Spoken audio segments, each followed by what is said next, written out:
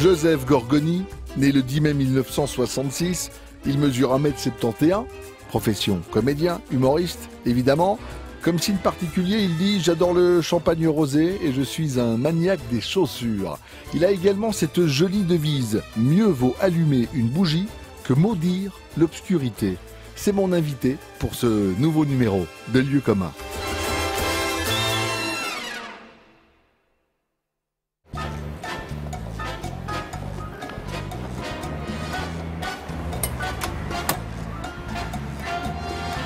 Le Petit Casino, Petit Casin, on l'appelle comme ça aussi.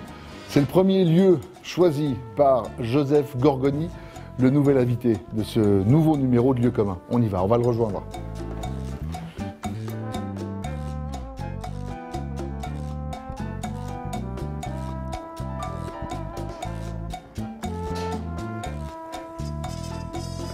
Salut Joseph. Salut Stéphane. Comment vas-tu?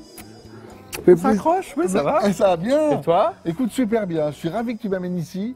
D'autant plus aujourd'hui, Petit Casin, Petit Casino. Petit casino théâtre à Genève. Enfin, petit, pas si petit que ça. Non, finalement. pas si petit que ça. Parce qu'en même temps, on est dans la salle, on est un peu côté coulisses parce qu'il est en train de se préparer des choses et que tu y seras bientôt aussi ici. Ah, je suis là bientôt, là, le 3 avril, ça commence. Tu as choisi ce lieu, on s'en doute, mais explique-nous, on veut l'entendre de ta bouche parce que ça représente quelque chose quand même d'important dans ta vie. Le ça. casino théâtre à Genève, c'est là que tout a commencé. Enfin, une partie de ma nouvelle vie a commencé, parce que moi j'étais danseur à l'époque. Et puis quand je suis revenu de Paris, j'ai fait une audition pour la revue genevoise en 91 avec Pierre Naftul. Et c'est là que j'ai rencontré Pierre Naftul et que tout a commencé avec l'aventure de Marie-Thérèse, est née ici en 1993. Dans cette salle, sur cette scène, et c'est un lieu auquel je suis très attaché. Quand j'étais petit, je venais voir des revues avec ma grand-mère. Et voilà, c'est un lieu que j'aime beaucoup et qui est lié à plein de choses très agréables pour moi. Et important dans ta vie. Marie-Thérèse, tu l'as sans doute souvent dit, mais ce personnage, il est comment? C'est ta grand-mère qui t'inspire? C'est ta mère? C'est tes amis? C'est un peu tout le monde. Ma grand-mère maternelle, et puis j'ai bossé dans un bureau pendant longtemps chez Baumann Jeanneret à l'époque, où ma chef de bureau m'a beaucoup inspiré aussi dans la manière de parler, tout ça. Et puis les dames en général. Enfin, moi, j'ai toujours aimé observer les gens. Et voilà, moi, je faisais ça. Quand Pierre m'a engagé dans la revue en 91, j'étais danseur, parce que j'arrivais de Paris, j'avais fait 4. Pendant les répétitions, je faisais le con, quoi, comme j'ai toujours fait. À faire rire un peu mes copines danseuses et tout ça. Et puis Pierre, qui a un peu l'oreille qui traîne et qui a un peu le nez pour sentir les choses, ça faisait rire tout le monde. Il a dit, cette voix, ce truc-là, il faut en faire quelque chose parce que c'est rigolo. Ça nous fait rire nous, donc on va essayer de faire un sketch dans la revue. Et puis voilà. Et c'est né dans la revue en 93. Et immédiatement, tu as senti qu'il se passait quelque chose avec ce personnage? Ah, ça a été immédiat. C'est-à-dire que dès que je suis arrivé dans la revue en 91, j'avais un tout petit rôle, le rôle du pape. À l'époque, Jean-Paul II qui avait encore toute sa tête. Donc, et là, immédiatement, il y a eu une espèce de... un truc qui s'est passé avec le public. Je sais pas, et en faisant le pape, je faisais rire les gens et c'était comme une espèce de révélation pour moi. Parce que je n'étais absolument pas conscient du fait que je pouvais faire rire, en fait. Je faisais rire mes copains comme ça, mais...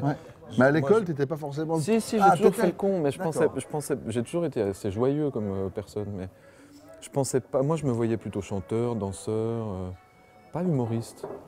Et il y a eu cette espèce de révélation aussi, ici, sur cette scène-là, en 91, où j'avais un tout petit rôle du pape, et les gens riaient beaucoup dans les journaux, on parlait de moi, enfin voilà.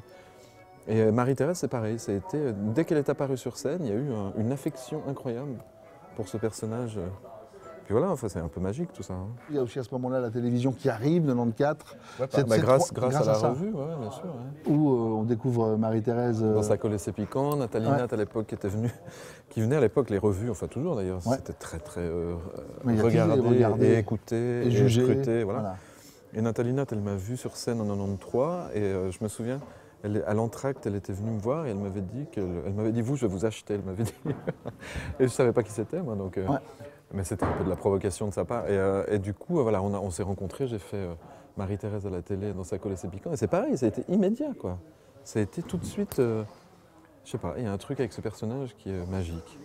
Quand je suis arrivé à Paris en 98, à la Comédie Comartin, c'était un théâtre pourri qui était à l'abandon, un peu en fin de règne, comme ça. Ouais. Et ça a fait que tout d'un coup, c'était le truc qu'il fallait voir, quoi, Marie-Thérèse. Donc j'ai eu la chance de vivre une fois dans ma vie, d'être moi le centre d'intérêt dans la capitale. Enfin, c'était quand même hallucinant. Je suis arrivé, les 4 premiers mois, il y avait quand même plutôt que des garçons dans la salle. Hein. J'étais très soutenu par le milieu gay. Et ça s'est ouvert comme ça. Tout d'un coup, il y a Drucker qui vient, Gauthier, Girardot, Brialy, Michel Blanc. Enfin, tout d'un coup, c'était devenu un truc... Et moi qui ai grandi à Mérin, tout d'un coup, je me suis dit, mais putain... Enfin voilà, j'ai vécu ça une fois dans ma vie. Et franchement, enfin, je suis chanceux, quoi.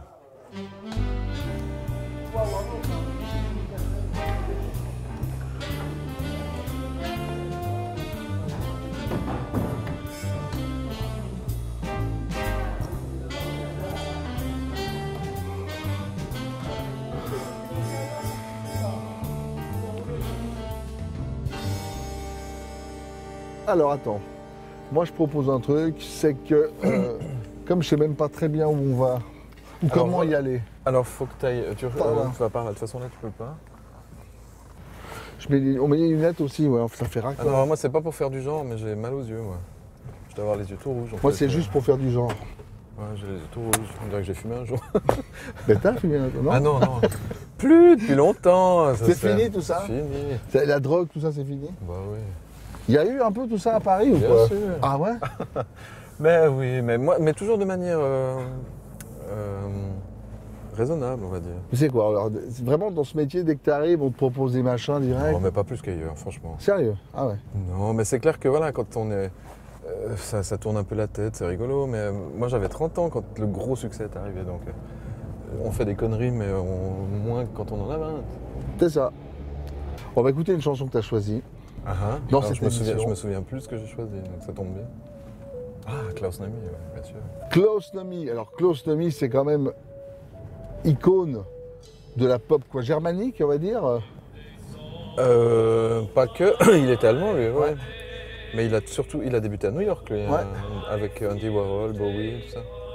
Klaus Nomi, quand je l'ai vu la première fois à la télévision, je devais avoir 13 ans, ça a été un choc. Comme quand j'ai vu Zouk ou Nina Hagen, tout d'un coup tu fais de voir cette espèce de personnage au milieu de Sylvie Vartan, enfin tous les gens de l'époque, tout d'un coup on se dit waouh.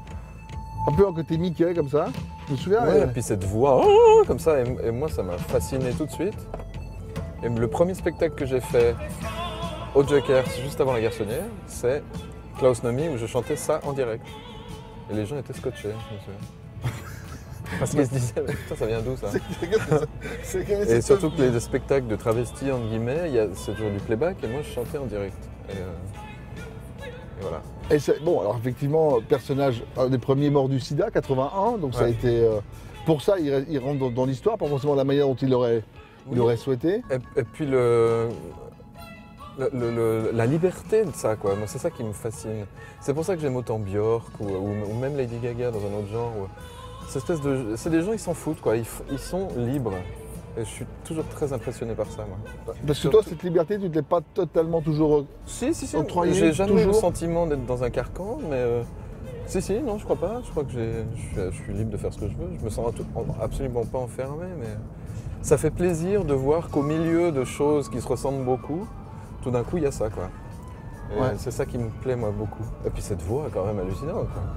Donc quand tu as 13 ans et que tu écoutes ça et que tes parents se rendent compte que tu aurais été tout droit, toi? Mais c'est pas grave. Oui, mais on fait un petit tour. Que tes parents oui, j'aurais été tout droit parce que là, je sais pas où tu vas. Mais c'est pas grave, c'est joli. Moi, j'aime bien. C'est l'église russe, c'est magnifique, vraiment. Joli coup d'œil. Alors on va tout droit. On redescend? Oui, en fait, on a fait juste une petite montée sympa, puis là, hop, ça replonge. On en revient justement à ce moment-là où tu te découvres aussi à 13 ans. Ah bah je découvre en tout cas. Tu sais qui t'es, tu sais. Ouais. Bah, c'est-à-dire que tout d'un coup, je me dis que... Enfin, on me fait comprendre que ce que je suis n'est pas normal. Donc c'est peut-être aussi pour ça que j'aime ces choses-là, parce que c'est pas normal pour les gens. Klaus Nomi. Ouais.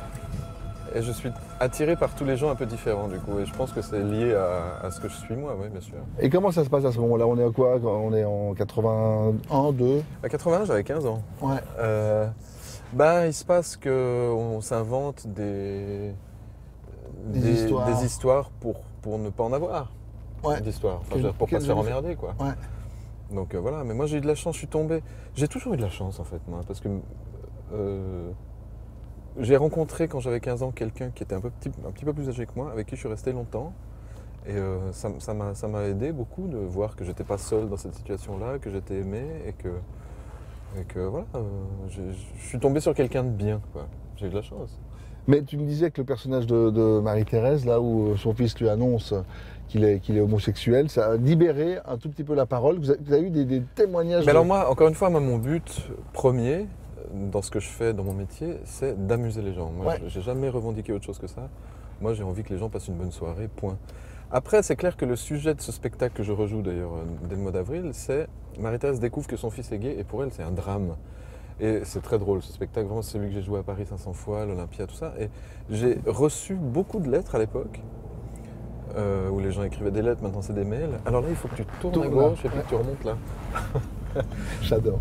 Et de gens, de jeunes garçons ou de jeunes filles. Là. Ah oui, mais t'as raison. Parce qu'on peut, on peut plus, puis là à droite. Mais non, je connais plus Genève, c'est fou cette affaire. D'accord. Qui voulaient annoncer à leurs parents qu'ils étaient différents. Ouais.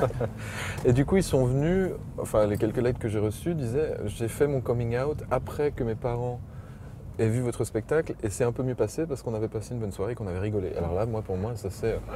Je dis « Mais c'est incroyable, enfin moi ça m'a scotché pour de bon, vraiment. » Enfin, je me suis dit, en plus de ça, ça peut aider des gens, donc c'est vachement bien. Bah, c'est hyper utile. Mais sans pour autant, moi, encore une fois, j'ai jamais revendiqué.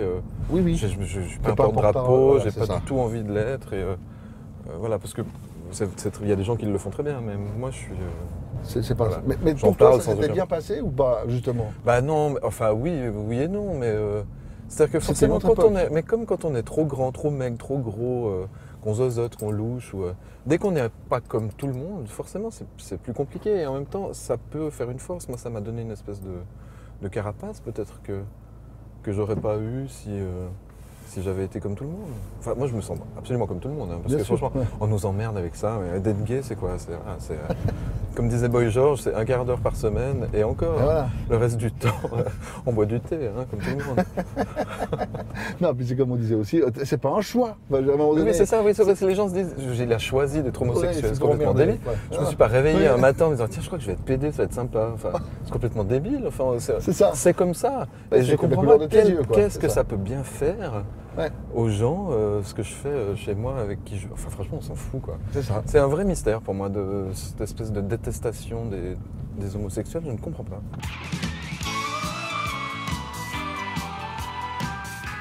Voilà, c'est une ligne jaune. Tu crois? Je suis daltonien. Non, mais c'est pas rien. Vous aurez une amende.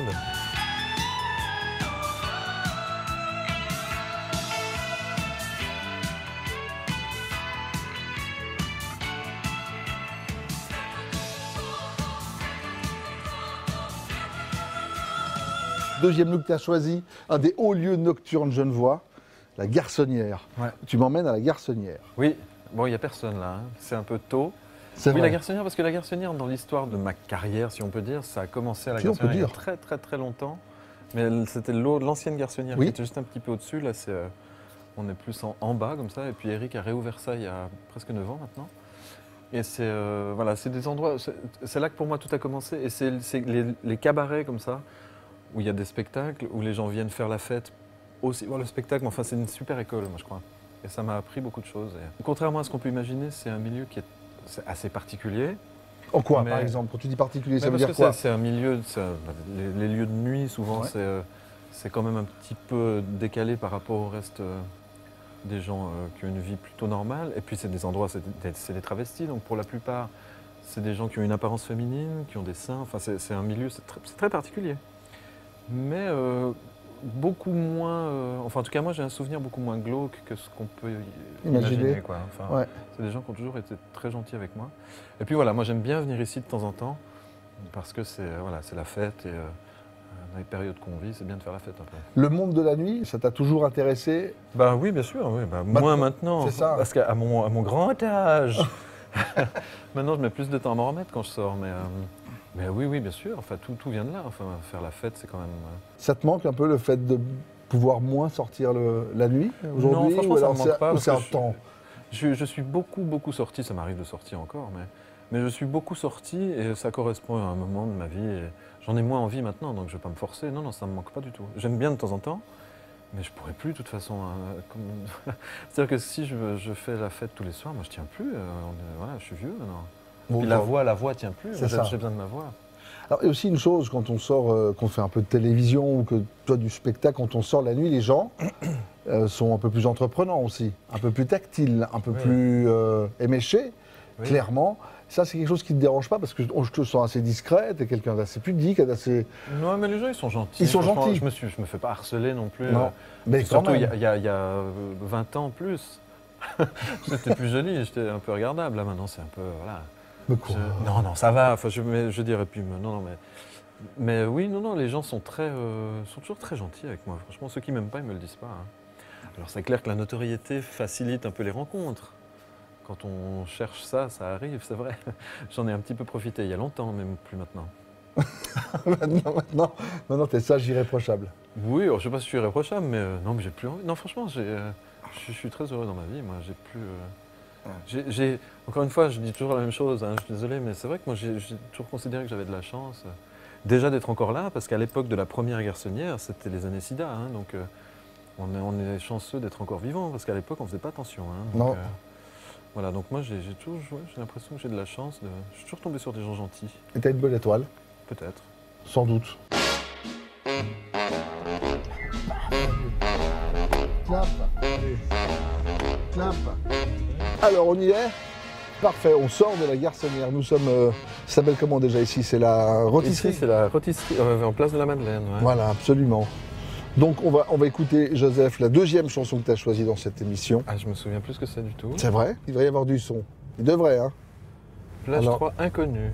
Ouais, alors plage 4 peut-être, c'est peut-être celle-là. Ça y est. Ah oui, c'est ça. Ah oui, c'est 4. Memory. Wow, dis donc. Pardon pour le son, désolé. Attention, il y a un vieux. Allez, oui. Allez-y, fonce, mets les essuie-glaces. Ah, 4, c'est tellement joli ça. Alors, on connaît beaucoup Barbara Streisand qui chante ça, mais c'est 4 à l'origine. Bah, bien sûr. Alors, moi, quand j'ai été engagé, ça, c'est un spectacle évidemment qui a changé ma vie. Ouais. Quand j'ai été engagé dans 4. Et d'ailleurs, ça revient 4. Il y a des affiches partout, là, ils reviennent à Lausanne. Je vais aller voir, ça va me. On est en plein dans le revival en ce moment. Marie-Thérèse qui rejoue son vieux spectacle, 4 qui revient. C'est ça. Oui, et moi, quand j'ai été engagé dans 4. Quand j'ai vu le spectacle qui avait déjà commencé à Paris, moi je suis arrivé en remplacement. Quand j'ai entendu ça, je me suis dit, mais ils ont repris la chanson de Barbara Streisand. Et j'avais pas capté qu'en fait c'était évidemment. C'est très joli ça. C'est merveilleux, c'est magnifique. Donc ça te ramène à tes débuts. Bah, c'est-à-dire que ça, c'est à partir de ce moment-là, en 89, que le métier que je fais est devenu mon métier. C'est-à-dire qu'avant je faisais des spectacles à la Garçonnière, des opérettes, je dansais un peu à droite à gauche. Mais je gagnais pas ma vie avec ça, je travaillais toujours chez Baumann Jeanneret pour gagner ma vie, quoi. Ouais. Et puis quand j'ai passé les auditions pour 4, c'est que j'ai été engagé, bah, ma vie a changé parce que j'ai fait plus que ça. Voilà. Et d'avoir son premier vrai contrat professionnel dans une production aussi énorme que 4, franchement j'étais verni, quoi. Tu t'es dit quoi? Tu t'es dit là c'est possible en fait? Bah, c'est-à-dire que ça me fout les frissons rien que d'en parler plus parce que cette chanson me fait beaucoup d'effets encore, c'est tellement joli. Et oui, c'est-à-dire que quand il y a 6000 personnes qui ont passé l'audition de 4, 6000 personnes à Paris, ouais. Et j'ai été engagé. Donc je correspondais pile. C'est pour ça que quand je dis que j'ai de la chance, évidemment que j'étais un bon danseur, j'étais un bon chanteur, je faisais des claquettes, j'avais tout ce qu'il fallait pour faire 4. Mais des fois ça suffit pas, il faut que le physique aille, que... Voilà, je suis arrivé au bon moment, au bon endroit, et quand je me suis retrouvé là, au Théâtre de Paris, après mes spectacles que je faisais à la Garçonnière, tout d'un coup on se retrouve sur cette scène gigantesque avec des danseurs du monde entier, avec un rôle principal en plus. Voilà, c'était incroyable, quoi. Et donc là t'es piqué, tu dis ma vie, il faut que ça soit ça, quoi. Voilà, je me suis dit c'est ça que je dois faire. Alors ça a été génial pendant 6 mois. Après j'ai été engagé dans le Rocky Horror Show au Casino de Paris, tourné en Italie, et après c'était la galère. Parce que voilà, ça marche pas toujours comme on veut. Ouais. Comment tu passes ce moment-là où il y a le creux, quoi? Ouais, mais j'étais jeune et franchement, j'étais tellement heureux d'être à Paris. J'avais pas de fric, mais franchement, j'ai jamais souffert. J'étais pas dans la rue. T'as jamais eu faim, quoi. Ouais. Non, enfin, c'était pas facile, mais en même temps, je faisais ce que j'aimais. Et puis j'avais 20 ans, on s'en fout, quoi. Et puis ça n'a pas duré très longtemps, hein, parce qu'après je suis rentré dire bonjour à ma famille, ici en Suisse. Et j'ai auditionné pour Pierre Naftul, et voilà. Et donc la Naftul, toi tu le connais pas non plus du tout, quoi. J'avais entendu parler de lui grâce à la course autour du monde, enfin toutes ces choses-là qu'il avait faites quand j'étais petit. Ouais. Enfin quand j'étais plus jeune. Et puis, parce qu'il n'est pas tellement plus âgé que moi, Pierre. Non, c'est ça. Et puis j'avais entendu parler de lui pour la revue et tout ça, mais j'ai pas galéré longtemps, franchement. Et puis les galères que j'ai connues, c'est des galères. C'est bien aussi, parce que si tout est facile tout le temps, on n'a pas de. Non, il y a moins de valeur. Il faut avoir un peu faim quand même, quoi. C'est ça. Et puis surtout, avoir envie de montrer aux gens qu'on est capable et qu'on vaut quelque chose, quoi.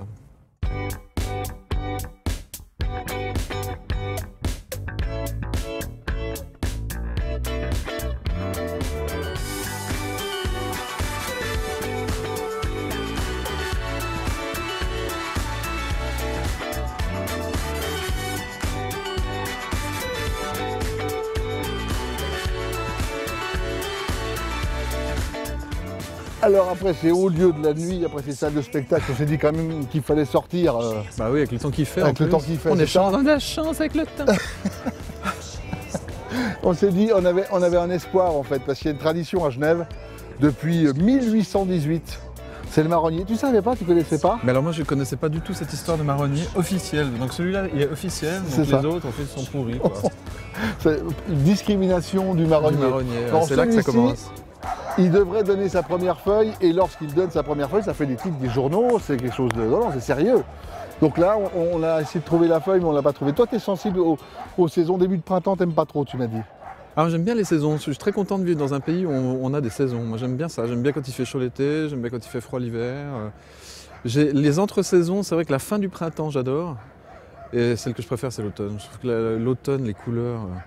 La couleur des arbres, des montagnes, ce qu'on mange en automne. C'est ça. On peut recommencer à s'habiller un peu, moi qui aime bien les fringues. Enfin, voilà. J'ai de la chance de pouvoir des fois partir un peu au soleil en hiver. Alors c'est génial de pouvoir couper l'hiver, mais de vivre dans un pays où il fait toujours un peu chaud ou toujours un peu froid, j'aurais du mal.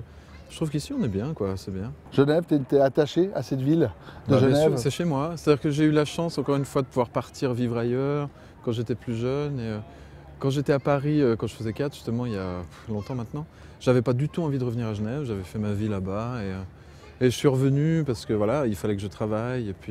Et depuis que je suis là, j'ai plus du tout envie de repartir. C'est-à-dire que je suis toujours très content d'aller travailler ailleurs. J'adore partir en vacances, mais j'ai toujours de plus en plus de plaisir à revenir.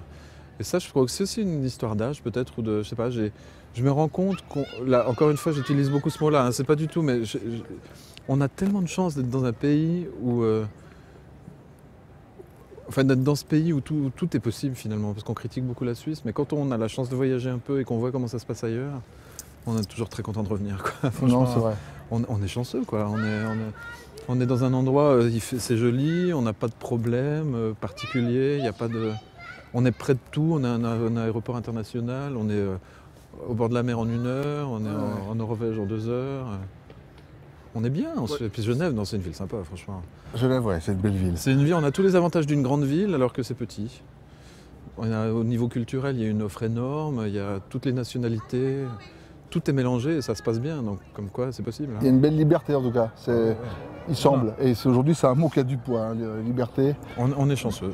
Donc, voilà. Ça sera un peu le mot de l'émission. Non mais c'est vrai. Non mais je dis toujours ça, c'est vrai, tout le monde se moque un peu de moi quand je dis t'as de la chance. Mais vraiment, je pense que c'est important, quoi. On a de la chance. Moi, quand je dis ça, j'entends le fait d'être né là et pas au Bangladesh, d'être en bonne santé et pas malade. Enfin, toutes ces choses-là, c'est pas évident, quoi. Ce sont des lieux communs, mais c'est... Oui, mais il faut qu'on se rende compte de la chance qu'on a d'avoir ça.